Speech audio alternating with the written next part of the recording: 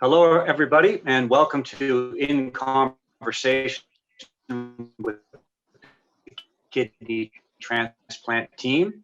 And I'm Bill Armstrong. I'm a live donor kidney transplanter that you can submit your questions on slido.com using the event code PM1. Today's session is being recorded, and it will be available on the Center for Living Organ Donation's YouTube channel. Before we introduce our esteemed panel, I'd like to tell you a little bit about me and my backstory. I was born with a solitary kidney, and 3.5 years ago, it became apparent that I would require some kind of intervention. That would be either dialysis or a transplant. And I think I was more concerned about dialysis in terms of the impingement it would be on my lifestyle. And I decided if it were ever possible that I would go for a preemptive surgery and avoid dialysis entirely. And luckily, the cards stacked in my favor, and I was able to do that. So on the 27th of June, 2019, my lovely partner of 33.5 years decided to donate one of her kidneys to me, her husband. It was an act of love and extraordinary generosity. And Michael, you said to me that I wouldn't be the same, that my life would be changed forever, and you were right. And one of the great things that it did for me was I finally understood the power of generosity, and that generosity can change the world. And one person's life has changed, then 5, by their family's life has changed, by 10, by 1,000, by 1,000,000. And so that's my story, and I'm sticking to it. And I'm very proud to be here, and I'm very proud of the team that looked after me and my wife and my family. And I want to thank them here publicly today for everything that they've done for us. It is the gold standard. I would recommend that everybody pursue this if possible. So what we're going to do now is we're going to ask our panelists to introduce themselves and their occupations, their titles. And BJ, we could start with you. That would be wonderful. All right, good afternoon, everybody. Welcome. My name is BJ Realabit. I'm a registered nurse in the role of a clinical coordinator here at the Ajmera Transplant Pre-Kidney Program at Toronto General Hospital. I've been nursing for the last 17 years with my main clinical experience, both inpatient and outpatient, in the transplant domain. And I've been an assessment coordinator here for the last 3 years. I've worked both in the Toronto transplant centers, as well as spent time in the Vancouver, at the Vancouver General program in BC. And I'm happy to be with you all today. Who's next? Michael? Hi there, my name's Michael Garros. I'm one of the transplant coordinators here at Toronto General as well. I've been with the program since 2006, and my main role is working with our patients that are on the waiting list, waiting for a deceased donor transplant, as well as a role with the living donor program. I look after the recipients that are going through the paired exchange program and things like that. So, and been involved with transplant in general for close to 20 years now. Prior to Toronto General, I was with the Trillium Gift of Life network since 1999. So been involved in transplant and kidney transplant specifically for quite a long time now. Great. Julie? Good afternoon, everyone. Thank you for attending today's session. I'm Julie Sissel. I'm a registered nurse. I graduated 32 years ago. The majority of my professional experience has been with the transplant program. I started working at the Toronto Western Hospital 31 years ago, actually, and I transferred once the hospital amalgamated into our large multi-organ transplant program around many years ago, actually. So I've been in this position with the kidney donor assessment team, and I've been working in this role for the last 15 years, assessing any donor for the potential recipients that are being evaluated in our facility, and also assessing the donors for Sick Children's Hospital. Great. Okay. So Leslie, let's go to you next. Hi, everyone. Welcome. My name is Leslie Williams. I'm the nurse practitioner working alongside this wonderful team here, in particular with our medical director, Dr. Singh.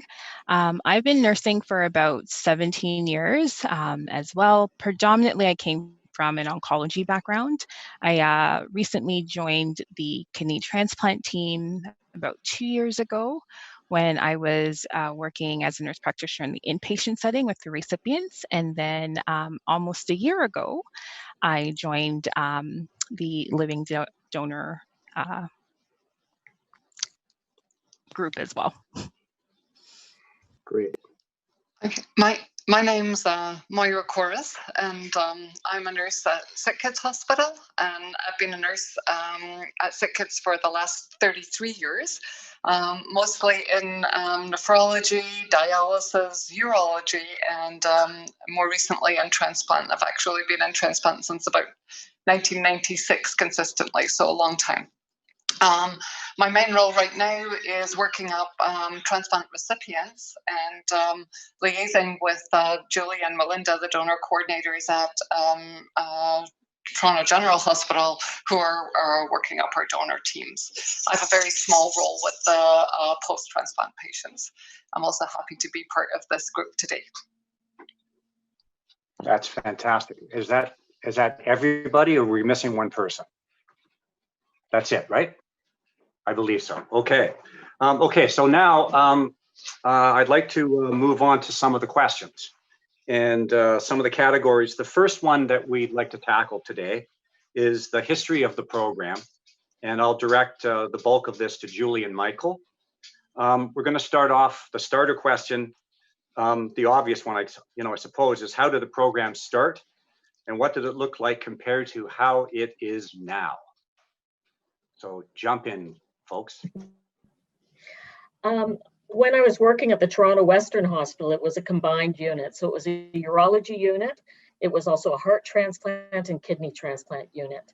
And within about a year of my being there, so about 1990, 30 years ago, it was recognized that we could develop a larger program with more experience and research activities by combining the different programs that we had already existing at the Toronto General Hospital.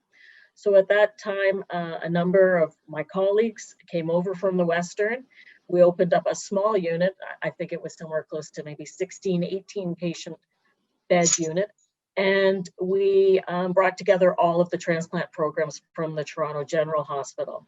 So we became a multi-organ transplant unit at that time, focusing on kidney transplant, liver transplant, heart and lung transplant. And we've continued to develop over that time. We had a small staffing population, and as our number of beds grew, we expanded beyond the third floor of the Gerard wing of this hospital. We moved to the 10th wing of the Eaton building, and then subsequently moved to our new home here in the Peter Monk building.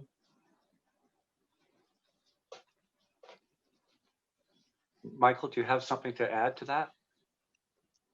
No, that's a pretty good history of the program. Over the last number of years, we've really been focusing on, managing the listed patients. We're getting more and more referrals. So, it's really expanding the existing program, making sure that we're utilizing all the resources we have, really focusing on some of the living donor transplants, and then, looking at some of the innovative programs such as paired exchange.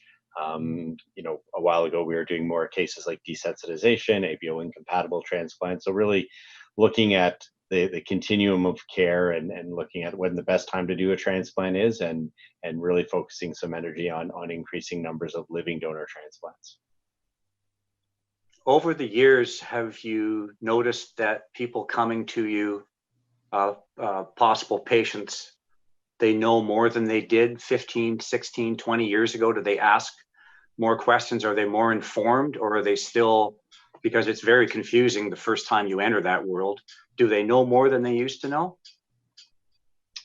I think we're trying to make more resources available for people, so they are coming in more informed. I don't know that anybody's studied, are they more informed now than they were 15 years ago? Right. But we're trying to make things accessible to people, both, looking at eliminating some of the language barriers that are out there, which is a big factor. In the current era with COVID, making things available online, investing resources in doing those sorts of things. So, again, transplant has changed a lot in the 50 years it's been around, 50 plus years, and it'll continue to evolve as needs require. Right. Okay. When was it decided that there would be separate teams for donors and recipients, and why was that decision made? And Julie, maybe we can flip that over to you to start. Sure. When I came in and assumed the role as the donor coordinator, I had an administrative assistant assigned with me. And at that time, I took over the portfolio. We maybe had 12 donors and 12 recipients. And so the role of that coordinator was to assess the donor and recipient simultaneously.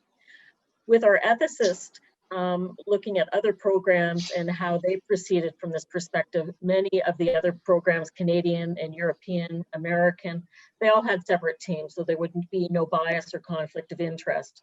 So shortly after I commenced my role, I would say within 2 years, so maybe 14 years ago, they went ahead and separated the teams, and then I solely focused on the donor. Right. TGH is the top transplant hospital in North America and in the top 10 hospitals in the world. And can you sort of, Michael, connect the dots for me between the top rating in North America in transplants and the program that you folks are involved in and have developed from the start? What's that connection? Well, I think it's a commitment from the hospital level to be a leader in research, in teaching. So we teach nursing students, we teach physicians, we teach internationally, and it really is a hospital focus on those things. And transplant fits very well with that. We train a lot of physicians that go and open programs or support programs in other countries and other places, and are really leaders in those types of things. So it's really a hospital-based focus, and overall with the multi-organ transplant program, the focus is using all that combined knowledge, because while every organ is different, there are also similarities and there are focuses that we can utilize each other's learning and knowledge to make everyone better. That's great. Thanks, guys. Moira, I'd like to pass the baton to you and have you chat about from the pediatric perspective. Sure. Based on what we've talked about so far. Sure. So we started doing transplants at SickKids in about 1969. And so we just celebrated our 50-year anniversary last year in September. And during that time, we've done about 500 transplants, a lot less than the adults, I know, but it's a high number in terms of pediatrics. And we're certainly one of the biggest hospitals, or do the largest amount of transplants in North America. We typically do between 20 and 24 transplants a year, which about 40% of those are living donors, something around that anyway, about 40%. We also used to work up the living donors for our recipients when I first started in the program, but as Julie mentioned, about 14 or 15 years ago, we also split the teams for the same reasons, conflict of interest, and making sure that there were donor advocates and their team were advocating appropriately for their donors. And so now, since that time, Toronto General do all of our donor workups, and we do the recipient workups, but obviously we have to maintain good communication between those two teams. How many of the donors, the living donors for children, are their parents? I'm assuming it must be the vast majority, right? Yes, exactly. A lot of parents, but sometimes it's aunts or uncles, sometimes it's members in the community. Sometimes there's good reasons why parents can't be donors, and so often it is other family members. One last question, because I'm a twin.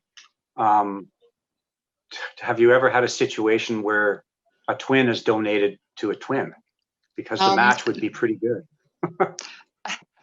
Not in pediatrics, just because we obviously our donors have to be over the age of 18. So we wouldn't take a young donor, but probably maybe Julie or Michael could answer that one for the adult program.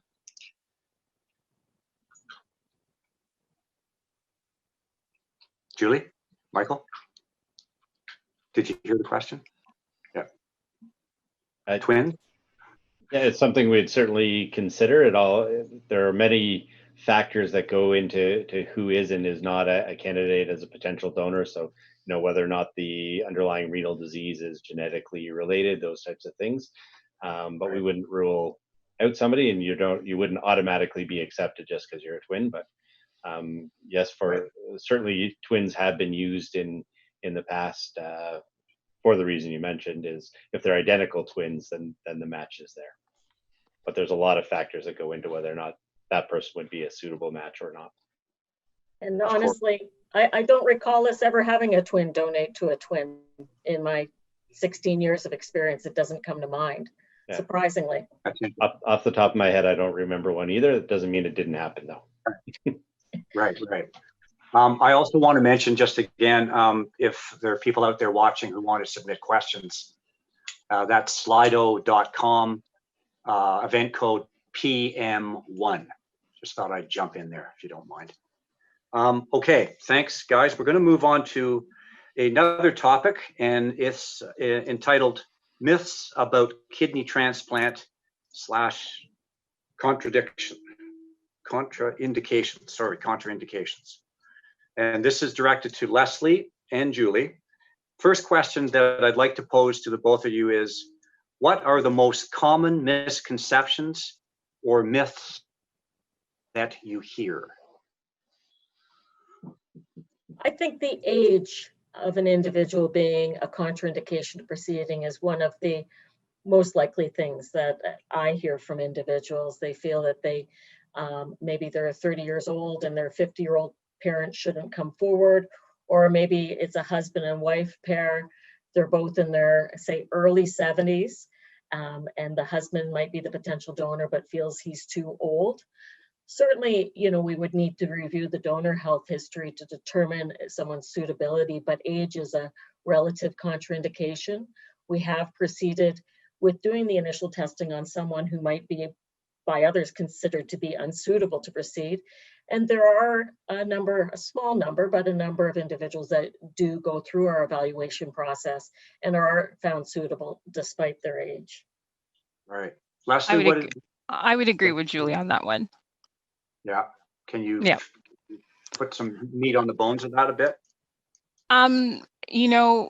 From, I guess, the way our roles work, usually in the beginning, when the health questionnaires are submitted, Julie and Melinda and myself would sit down with Dr. Singh and see if there's multiple donors that come through, which one would be more suitable to proceed at that time. Not saying that the other ones are not. If there is something on the health questionnaire, for example, if they disclose that they have type 2 diabetes and are on insulin, that would be unfortunately, you would not be able to donate. Or if they said that they've been treated for melanoma, that would be another absolute contraindication.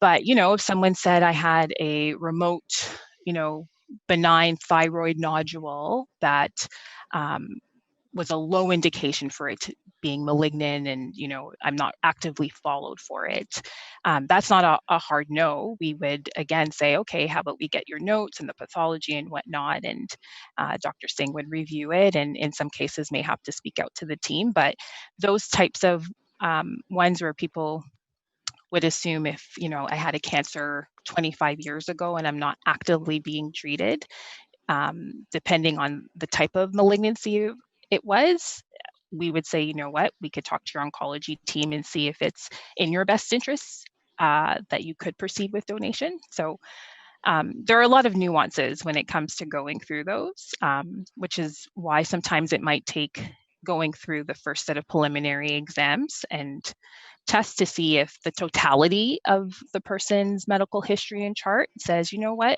think it's okay for you to proceed. Whereas in other cases, something might reveal itself where we would say, it's not in your best safety. Right. And what are the contraindications that people are most surprised to hear when you tell them, whatever that is? I think one of my recent ones that I had is a person had a confirmed diagnosis of type 2 diabetes and requiring treatment. And I think first it was the initial shock that I'm diabetic, because they felt relatively healthy, didn't have any sort of overt signs of diabetes. However, going into it, they did have a strong family history of diabetes. So there was a conversation of, well, if I was treated with insulin, could I still go about donating? So it became a conversation about, for example, diabetes being one of the causes of kidney disease in the future, and being able to maintain your own health in a diabetic state. So I think one that just came off my mind was that recent one that I had. Right. Okay. What are some? Sorry, Julie, go ahead. Go ahead. Yeah, I was going to say, sometimes the initial donor to be assessed might be found medically suitable based off of the information you've provided on their health history, and they may present with normal preliminary blood, urine, and ECG findings. There may be a small concern on that testing, but not enough to rule them out as a donor.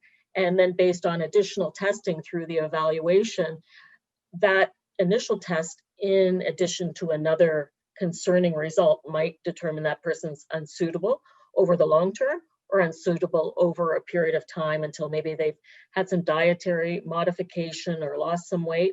So there could be a reassessment at a certain point to be determined in the future. And it's never at any one certain test that we decline an individual. We can never say it's the preliminary blood and urine testing. It might be the CT scan. It might be the treadmill stress echocardiogram. So it could be any test in the process that we might find that person unsuitable. Have you ever had a thing where someone's GFR's lower than the threshold? They improve their diet, they come back, and they're above it because they've changed their lifestyle, and they resubmit, and they become a donor. Has that ever happened? That would be uncommon for us to see. We look at our program guidelines for safety based on their estimated GFR, and we also look at the guidelines provided by Canadian Blood Services for the kidney paired donation program. And what we do are a series of blood and urine tests. We review those results, and if it's still unclear, maybe during the 24-hour urine collection, maybe someone didn't follow the instructions and have a proper assessment of that 24-hour urine collection, we might go on and ask them to repeat that test, or we might go on to have them do something called a renal scan, which would be the gold star method of determining their overall kidney function. And based on review with Dr. Singh, we make a determination. And there's always second opinions offered to any individual that's declined by our program. And we would suggest a second opinion at St. Michael's Hospital if they wanted that. Okay, great, thank you. What are some contraindications that you wish were more widely known or understood? When do contraindications become complicated? History of cancer, etc. I think cancer in itself isn't a contraindication until we see the actual reports, the surgical reports, the chemotherapy, radiation, and subsequent follow-up from the practitioner that follows the patient, and that we have a letter of confidence from that oncologist, the cancer specialist, saying that they feel it would be safe for this person to proceed with the evaluation, subsequent donation, with little opportunity of that cancer reoccurring or being of concern. I think the biggest issue with the health histories that I've been currently receiving, we're seeing a high volume of individuals coming forward that are in the upper limits of suitability based on their current weight. And so that would be something, if someone's wishing to come forward as a potential donor, if they could either reach out to Melinda, myself, my colleagues within the Living Donor Assessment Office, and we could discuss their current weight and whether we feel it's suitable, they provide the completed health history. Okay. The pediatric perspective, once again, from Moira, do you have something to add there?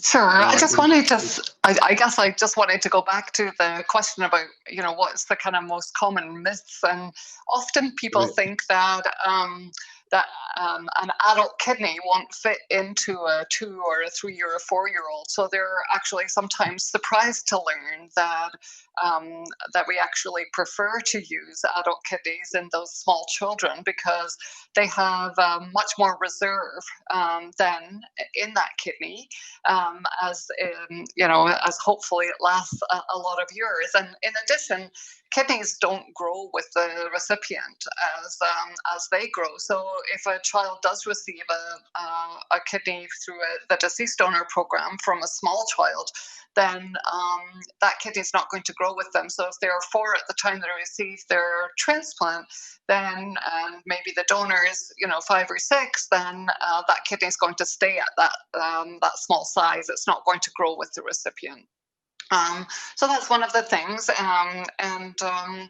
I think, a lot of times people are ask questions about the matching part of being a donor. And although, of course, they have to be compatible in terms of blood group, there's not a need to be matched in terms of with bone marrow transplant, for example, like looking for an identical match. So people, we need to have donors match the recipients in terms of the recipient not having antibodies against the donor, but it's not very difficult in some cases.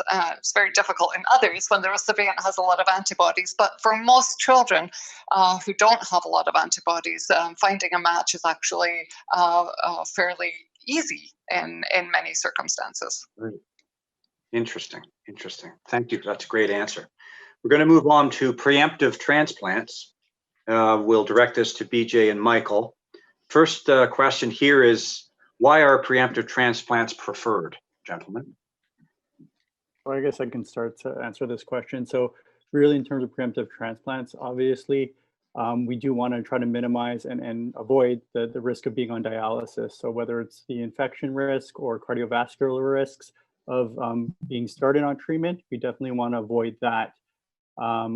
We do, try to balance that with having a transplant and all sort of the immediate short-term risk, as well as, the surgical immediate risk, as well as the risk related to immunosuppression and being that on that long-term. So it is a fine balance. So ideally, we would definitely want to have a patient avoid the risk of dialysis.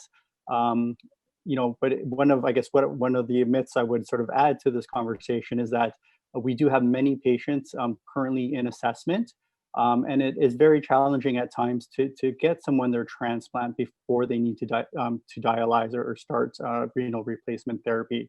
So obviously that's the ideal, and we definitely strive to do that.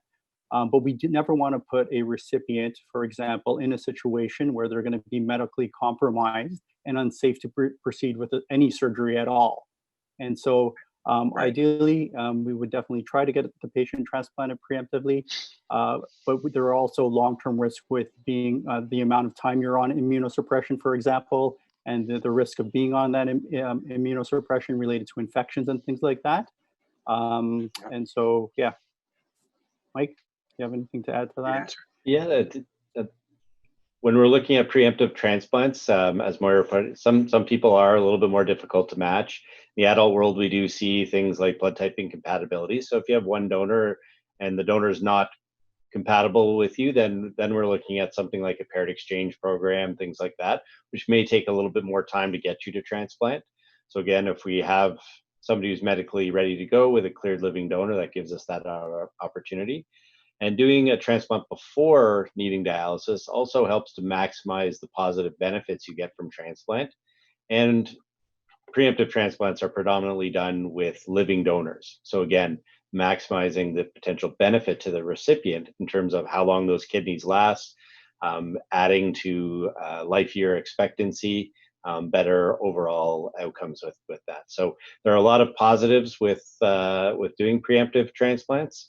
So that's why we try and do it as often as we can. But as BJ said, there are a lot of moving parts. So if you need multiple donors before we find one that is actually a suitable match or medically suitable to be a donor, that all takes time. And some people's trajectory from recognizing that they have renal failure to when they actually need renal replacement therapy sometimes is accelerated or happens faster than we predict. So we don't have tools that can tell us to the day or even to the month necessarily. Everybody's situation is their own unique experience, and we can try the best we can, but it always doesn't always work out the way we want.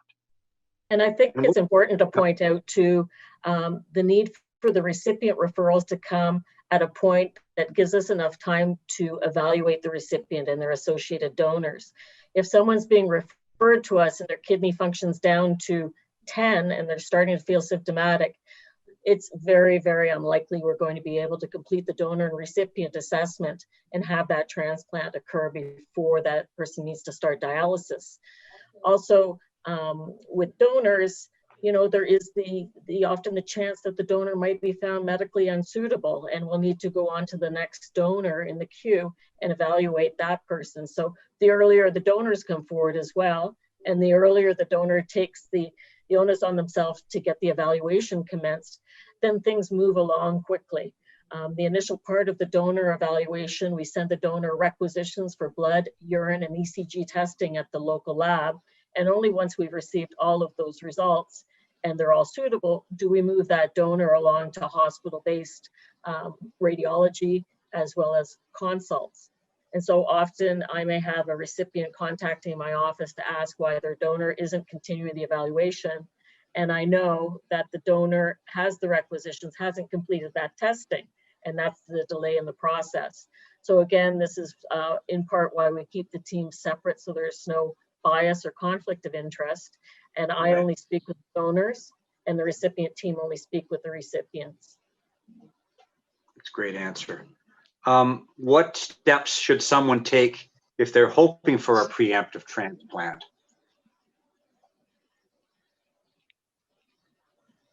So I guess I can answer this, from the recipient point of view.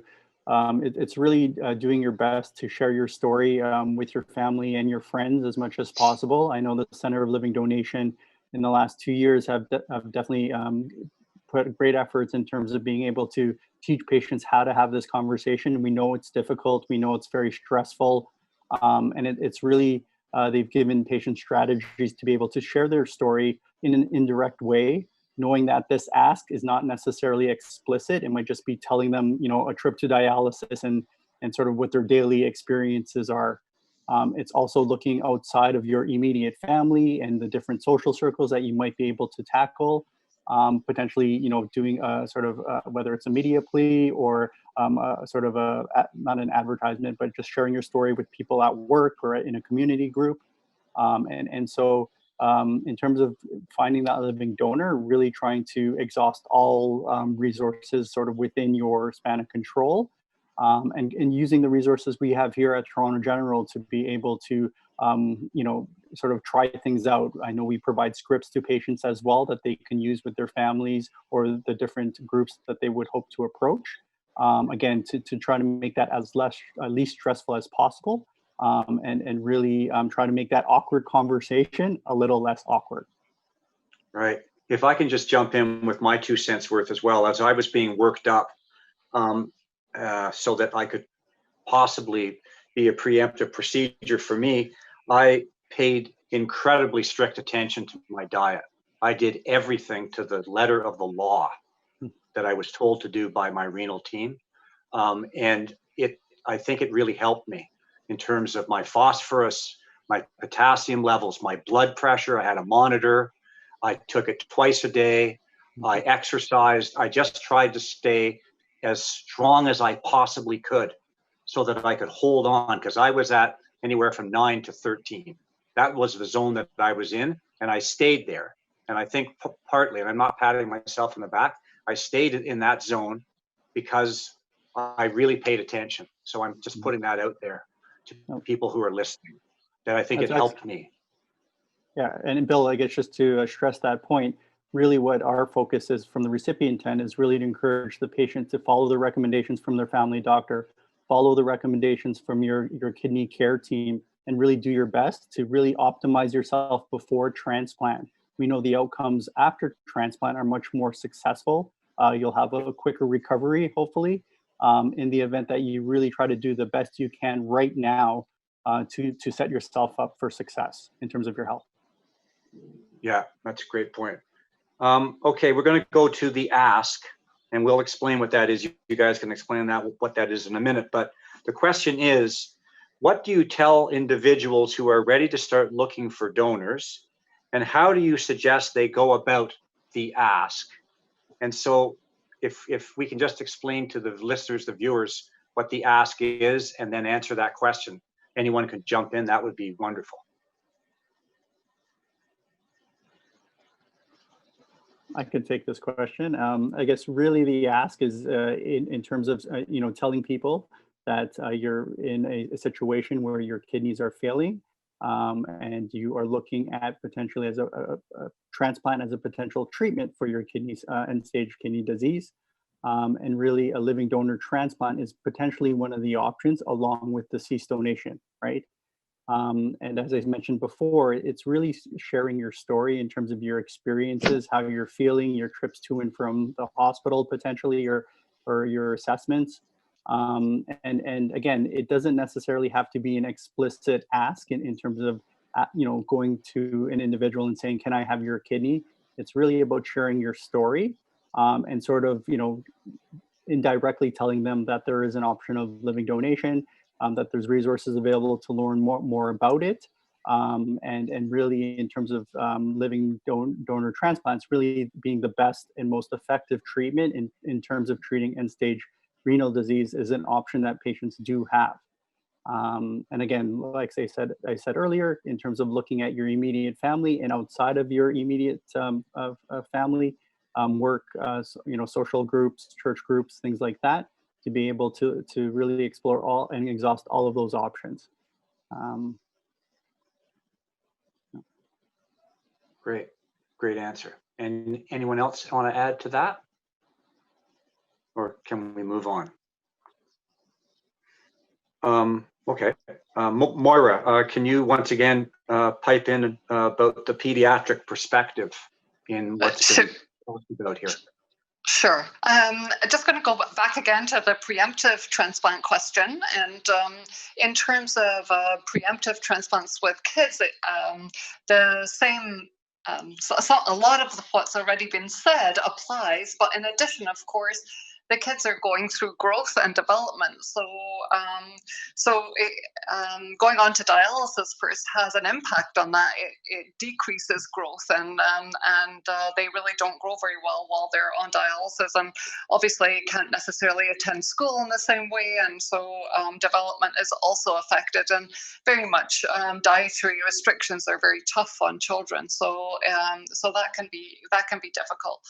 So we do aim for preemptive transplant as well, and we think that outcomes are certainly better with the preemptive transplants. In terms of looking at for a donor and the ask, as it were, I mean, I think the biggest message to me is educate yourself about the process. If you're going out to talk to your family and friends, you need to know what the process is. You need to understand what it is that is involved in being a living donor and what the process is to be assessed. And so, find that out first, and then be able to tell that in your own words to whatever community you decide you want to get that message out to. So whether it's a church community or a sports community or even just amongst your own family and friends, making sure you have a kind of concise way of telling your story, as it were, on behalf of your child. Normally, in our situation, it's the parents that are telling on behalf of the child. And if they're, thinking of using social media or something like that to get their stories out, there are lots of information. Like we have this one pamphlet, which is about social media, and it doesn't say you should use it. It doesn't say you shouldn't use it. It just gives you good things to think about as you might be thinking to get your story out there. And there's also another couple of really good resources about the big ask from the Kidney Foundation. It's like a pamphlet called The Big Ask, or The Big Give, as it were. And so it has, about 5 really good points that it takes you through in terms of what to do if you want to get your story out there. Fantastic. Anyone want to add anything more to this section? No? We're good? Okay. We're going to move on to the kidney pair donation program. We'll direct this to you, Michael. And first of all, what is it and when did it start? All right. So the kidney pair donation program is one of the ways we get around when we have a potential living donor that may not be compatible to their recipient for some reason. So it initially started as a way to get around blood type incompatibility, and mostly with recipients who are blood group A or B with a blood group A or B potential donor. So, donor A gives to recipient B because their blood type match and a cross-match match, and donor B gives to recipient A. That was the original paired exchange premise. So that program was developed in Canada here in Toronto General 2004 between here and St. Michael's. We had a joint program with that. That operated for a number of years. And then in 2009, the current rendition, which is run by Canadian Blood Service, which is actually a national program, came into effect. So between 2005, when they did their first paired exchange program in Canada, in 2009, when CBS took over, we did about 16 paired exchange transplants nationally. Since 2009 till now, I think we're over 700 with the national program. So the success of that program is absolutely astronomical. So here, BC, Ottawa General, we all did some work with paired exchange prior to that, and it all helped us realize there are limitations with doing this in small numbers. You needed large enough numbers to make it effective. So it is a very strong tool in terms of being able to allow people that have an incompatible donor. And we actually use it a lot now for people that are cross-match or have antibodies to their potential donor. So it's not just blood type incompatibility. Yeah, and let's talk about the contradictions and the misnomers that are out there about the matching process vis-a-vis blood types. Can you talk to us rather, about a little bit about that, Michael? Sure. So, you don't have to be an identical blood type. You need to be a compatible blood type to donate. The second part of matching is people have antibodies, and the three main ways people develop antibodies, so a recipient to a donor, is through pregnancy, through previous blood transfusions, and through previous transplants. There are other people that have some antibodies that we don't know exactly why they have. They may have been exposed to something in the past, like a transfusion that they just either don't remember, weren't told about, didn't know about, those types of things, or maybe viral related. We don't entirely know. Those are fairly limited numbers of people. But if you have antibodies to your donor, it increases your risk of rejection, things like that. So we're trying for low immune risk live donor kidney transplants, which are associated with the best outcomes, and that's why we're, we encourage paired exchange where it's appropriate. We're also now looking into things where, we may be able to get around an age difference between, so if you have a fairly young recipient, but a little bit older donor, we know that, sometimes that age mismatch may affect the recipient. So if we can give that older donor to a different recipient and get a younger donor for that recipient, that might actually be a better situation for them. So sometimes, even though you're a blood type match and your cross match is fine, we may still suggest that paired exchange is something you consider. But it's also important to remember that with a live donor transplant, even an older living donor is probably going to give you a better outcome than a deceased donor transplant. So we can still, it's not always that we say you have to do this, but it sometimes is an option for people. So it is a very strong tool for facilitating transplants. What are the challenges of the program on an ongoing day-to-day basis for you and your people? Yeah, so with paired exchange, there's a lot of moving parts. So it's not, often we're doing what's called chains of transplant. So it's not donor A to recipient B and donor B. It's now donor A to recipient B, donor B to C, and you may have 5 and 6 pairs involved. So there's a lot of moving parts. One part of the chain, if it breaks down, then the whole thing has to be reformatted. So there can be times where you have 2 or 3 or 4 proposals before you actually get to transplant. It does take several months to work out all those logistics, make sure that everything's fine. Travel can be involved usually by donors. Sometimes we have to ship kidneys, which can be challenging as well, making sure that we can get those. There's a lot of logistics that are involved in the paired donation program that aren't part of a straight living donor transplant. Right. So. Fantastic. Thank you for all that information. That's fantastic. We're going to move on now, folks, to the Slido questions. And Courtney's going to jump in here and guide the ship. So thank you, everyone. It was wonderful. Brilliant. Thanks, Bill. Okay, so our first question here is, how long does it take to determine if a person is compatible to be a donor? It's Julie here. I'll give a response. So the first step in the donor evaluation, we receive the donor health history to determine their suitability based on the responses they have to the medical questions, surgical questions in that document, amongst others. We ask them to provide a copy of their blood group. We give them a requisition to do so. And the recipient program has the recipient blood group on file. So we compare the two. So we could determine blood group compatibility at that time.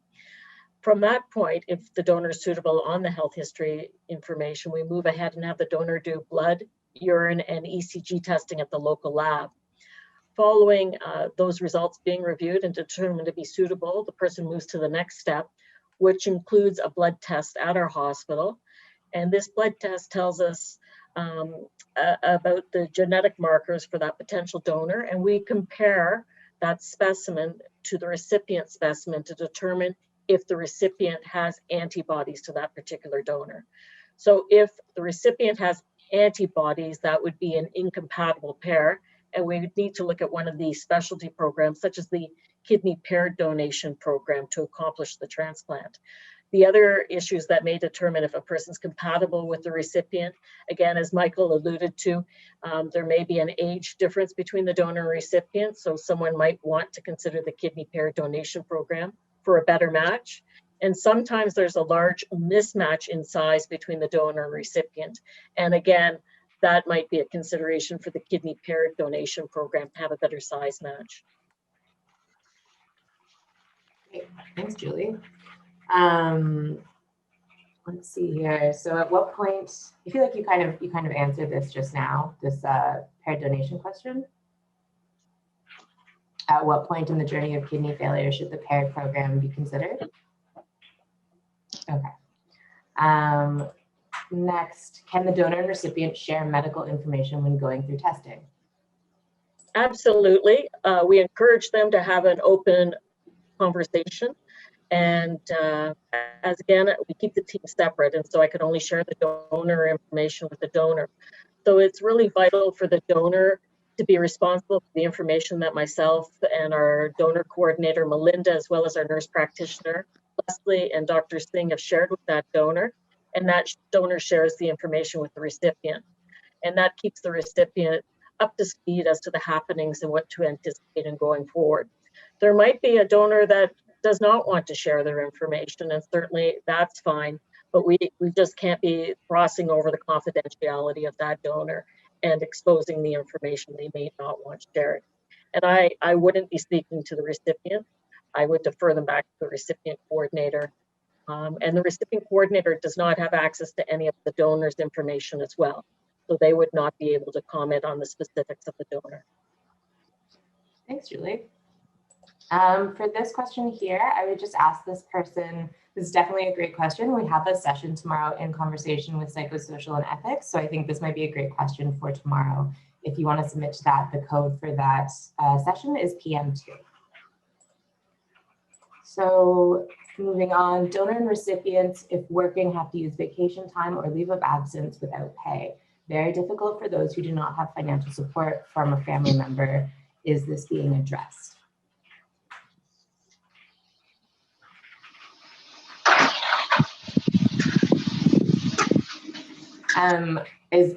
I guess this, this kind of has to do with pre-laud. Can anyone speak to maybe some of the supports that are available through that program? The pre-laud program is put together by the Ministry of Health and Trillium Gift of Life. It looks at a total reimbursement up to $5,500. The donor is responsible for keeping any receipts associated with their evaluations, such as travel, hotel, flights if they're coming from out of country. And they put those documents forward to this group, and the group determines how much they'll reimburse the donor for. When there's difficulties with financial support, sometimes a workplace might ask us for a letter, which we'll provide, and maybe based on that letter, they might be able to cover that donor's time off of work. Some companies have much stronger support of potential donors, and we're willing to reach out on behalf of that donor to help support the financial coverage. All right, thank you. This might be a bit more of a comment, but only kidney transplant patients know what they go through: suffering, pain, dialysis, search for donor, financial crisis. It is traumatic. For outsiders, we have no injury, no marks. Ask us, why did God save us? Please request the government and health fraternity to look seriously into our lives, please. Thanks for that comment. Why are donors tested sequentially? My wait time for transplant was an emotional roller coaster, not only for me, but for my family. When we're looking at donor testing at our facility, we evaluate one donor at a time. There might be other facilities that have a different way of operating their donor evaluation. Our program has a very remarkable turnaround time in having a donor assessed, and we want to offer equity to all potential donors across the board. We only have certain resources available to the program, whether it's testing spots or assessment spots, say with the social worker, and we need to use those assessments so that we can take care of the population equally. At any given time, we have somewhere between, say, 240, 260 donors in evaluation, and we're able to get a donor fully evaluated with less than 2 months' time. And if we were assessing multiple donors for one potential recipient, we would not be giving other potential donors a fair chance at undergoing the evaluation. Okay, thanks, Julie. Anyone else can feel free to jump in as well. Julie, I just don't want to make you feel pressure to answer all of the questions, but thank you. What questions should a kidney transplant recipient ask of their donors before they register to be a donor? I can take this question, Courtney. Really, in terms of the recipient ask, really it's more if they want to learn more about it, to be able to direct them to succinct resources, to be able to learn more about the donor process. We don't want the recipient sort of trying to get more health information from their donors, because obviously if they're not entitled to that information, and really to sort of protect the donor process, we encourage the donors to seek out the resources we have available, really independent of the recipient. And what I always tell our recipients is that they, even though it's important to know a little bit about the process, they don't need to necessarily feel the burden to have to know or be an expert around the whole transplant process or the donor process. And that's why we're here. And so really to direct other questions to us as sort of a first go-to if it is a possibility.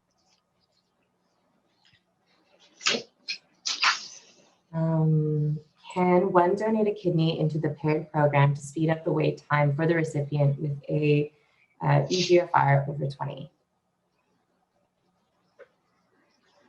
I can take this one. So if your EGFR is over 20, you're probably not ready to receive your transplant yet. BJ talked about this, as there is a balance between doing a transplant prior to needing dialysis and doing it too early, which increases your risk of having immunosuppression for a longer period of time. So there are some circumstances, and right now it is not part of the parent exchange program, but it is something that's being talked about, is whether or not a donor can donate in advance, and certainly that is something that is being talked about, but is not part of the program right now. So in general, we wouldn't have a donor go and donate before their recipient is ready to receive a transplant. We wouldn't want to do that. And sometimes it can be many years if a person has been cleared for transplant, but their GFR is around 18, 20, they have no symptoms. Sometimes it can take 2 or 3 years before their kidney function declines enough that a transplant's actually indicated in that period of time. Okay, thanks, Michael. What complications can occur from being a living kidney donor? The complications are very unlikely to occur. There can be complications either associated with the surgery or from the anesthesia. If there was anything that would determine there could be a complication either at the time of kidney donation or at some point following the donation over the course of someone's life, we would not be going forward with that donor. We would be declining them. But again, the surgical complications are no higher than potential risk than other surgeries an individual may have. And we would be reviewing them on multiple occasions with the donor through our nurse practitioner, the director of our program, Dr. Singh, as well as with the surgeon preoperatively. And as putting it out there as well, if anyone's ever interested in being a potential donor and has any questions, they could certainly contact myself or my colleague, Melinda Shell, and we'd be willing to answer those questions. We could set up a telephone call and certainly provide any feedback that someone might need to help reassure them about this process and going forward and the safety of it. I would just like to add as well that during the medical evaluation, when Dr. Singh sees potential donors, if there is something that comes up through their medical evaluation that may increase certain risk factors, she does have a detailed conversation with them about them. So the donors are aware at the time where they consent to move forward with donation if there are certain risk factors that need to be noted. Dr. Singh does go over that with them. Great, thank you, Leslie. This is an interesting question. How many transplants can a person have? I can answer that question. So there's really no limit to the transplant as long as there is a place where we can put the kidney in. So some people have, had 2 and 3, and we have assessed people for as many as 4 transplants. So we need space to put it. But the more transplants you have, the more likely you are to have had antibodies develop over that period of time. So you may become more difficult to match over time. And each, over time, the amount of immunosuppression you have can lead to other complications. So it's a matter of, are you healthy enough to get the next kidney transplant? So that's why we try and make transplants last as long as we possibly can by following you throughout the course of the transplant, having you take your medications, do your follow-up blood work, those types of things. So the better we take care of the kidney and the longer we can make the first one last, the better off you are overall. But there's no specific number of how many you can have. It's whether or not you're healthy enough to get it and we have a place to put it. Great, thank you. So we're just coming up on time here. So maybe we'll just make this the last question. And then for everyone who still has a question in Slido, you can go back and check Slido and we'll respond to make sure that you get the answers you need to all your questions. So for this final question, will the recipient recover faster than the donor? Yes, I can take this last question. So I don't know if you're speaking directly around sort of the anticipated length of stay. So for a recipient from a living donor surgery, we typically quote for a 5 to 7 day length of stay, sometimes a week to a week and a half. Obviously, it depends on the condition of the patients going into surgery and sort of any undue sort of unexpected complications that happen during the hospital stay. So it can vary, but those are typically the sort of average length of in-hospital stay for both the donor and the recipient. The donor is about 3 to 5 days if all is well. and everything goes as planned. Awesome. Thank you, BJ.